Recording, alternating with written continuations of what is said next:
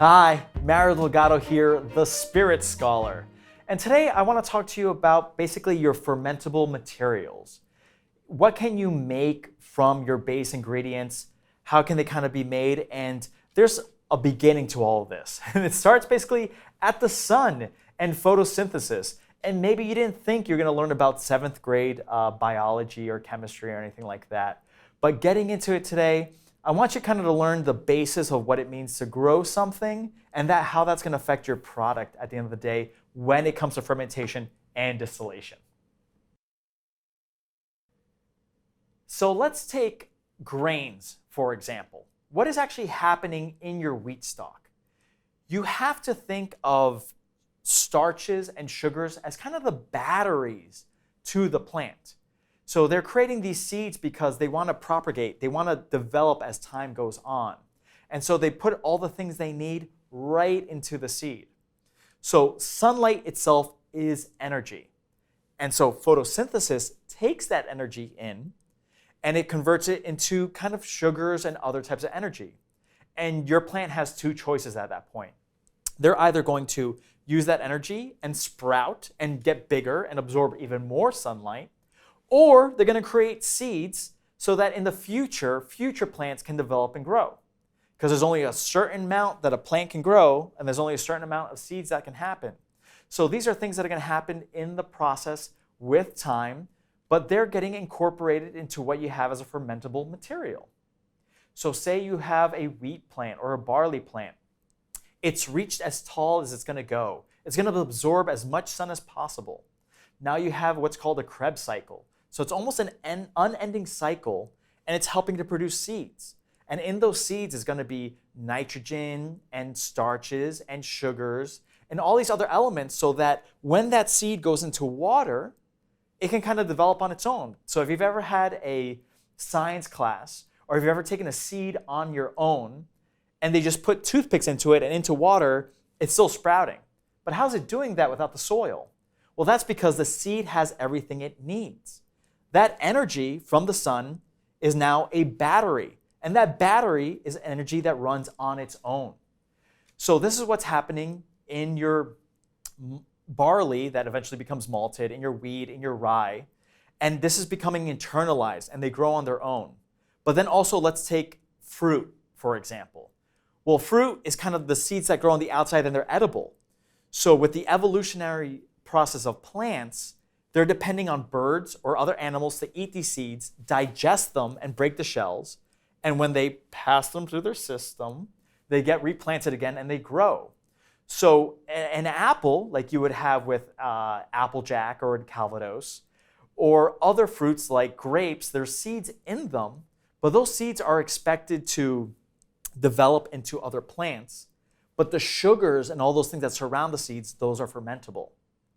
And with grains, what's fermentable is what's inside those grains. So, grains are internal, fruits are external, and same thing is happening with sugarcane. Potatoes, there's lots of starches that are accessible. So these are things that are playing huge factors in your fermentation process. And even though they're showing themselves in different ways, by having a fruit or having a grain or having a seed, they're still reaching the same goal, which is taking in sunlight, producing a fermentable energy, and that energy eventually gets passed on. So let's start again with grains. Now, what's happening inside of a grain is that energy is being wrapped into a coil, and that coil is starch, the same starches we have in our breads or whatnot. And what they need is enzymes to kind of break those starches apart, and those starches will eventually reveal themselves to be sugar, because sugar is going to be the base at everything we talk about here on out. And so the enzymes are present in the shell of the grains. So that is why we heat our grains and we malt our grains to certain temperatures to make sure that those malts are effective and that those enzymes are effective in breaking apart those grains and breaking apart those starch chains that become sugar eventually. So it's a little bit more complicated, so that's why I kind of want to talk about grain first. And so they're kind of Lego blocks, and you're breaking them apart to the individual Lego brick.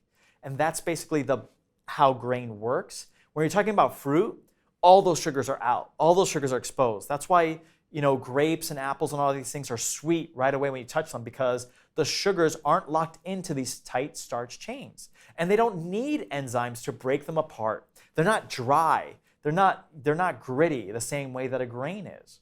And so when you have fruit, the sugar is present and it can be fermentable right then and there. So with fruit, you're just breaking it apart. Maybe you add a little bit of heat, but that sweetness and that sugar is present and you start fermenting right away. When it comes to grain, you're depending on breaking up that grain, getting those enzymes in there, separating those starch chains and exposing those sugars. But then again, that's something still fermentable. With an agave piña, that's inulin.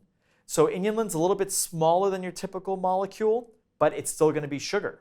So inulin gets heated up and breaks up like a starch chain, but it doesn't need enzymes this time either. And then you have sugarcane, like you use in rum or molasses, and again, that sugar is going to be very present. So these are things that are being broken down to sugar or already existing as sugar, and then they're becoming fermented. So hopefully you've understood what I've said here today, and to make it even more simple, it's just sunlight goes to plant. That plant creates either a fruit or a grain, and the fruit can be fermented right away because the sugars are out, or the grains can eventually be broken down and then fermented.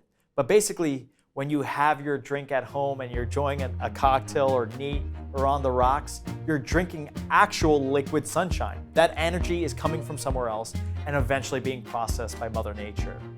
So just keep in mind when you're enjoying that at the end of the day, that you drink what you love and love what you drink.